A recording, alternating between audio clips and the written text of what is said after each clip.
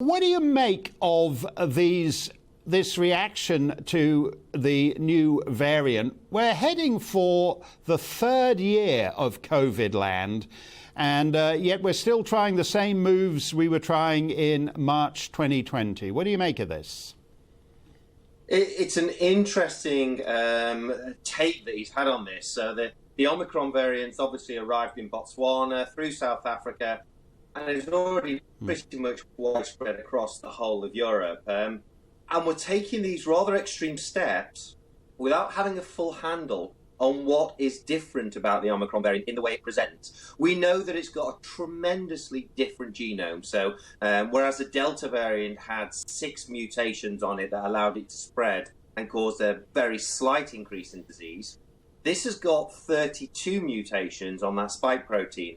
So that is clearly allowing it to spread. There's no doubt about that. However, if you speak to any of the South African doctors, they are reporting that the disease associated with this is actually a more mild disease than we saw from the original COVID. And actually, indeed, that's the natural history of most viruses. It's not in a virus's best interest to kill its host. It wants the host to survive and spread it widely. So it's very interesting that they take such dramatic steps here when previously they've had such a softly approach. Well, what is interesting, as you said, is that the doctors dealing with this in South Africa report that the effects are mild, that you feel heavy-limbed and tired for a couple of days, which is actually the reaction that a lot of people get to the vaccine. So in other words, it doesn't seem to be doing anything more dangerous to them than what a vaccine does.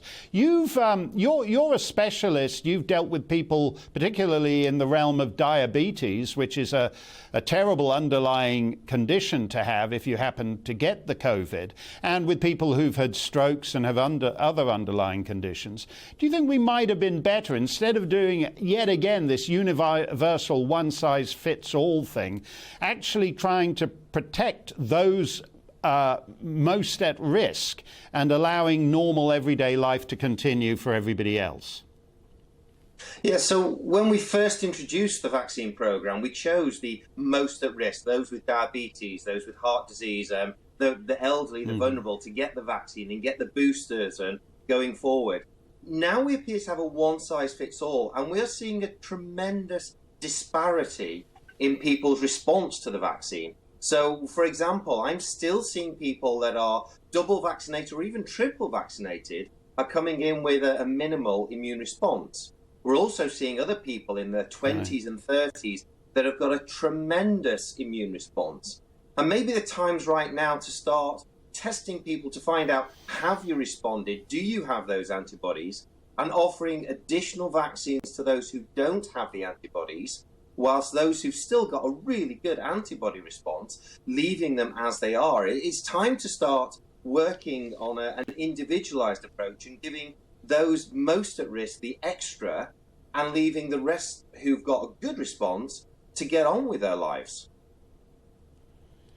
That makes too much sense, Dr. Strain. The world's prime ministers and presidents seem to find it easier just to shut down airports and all the rest of it and introduce lockdown 7.3 or whatever we're up to by now.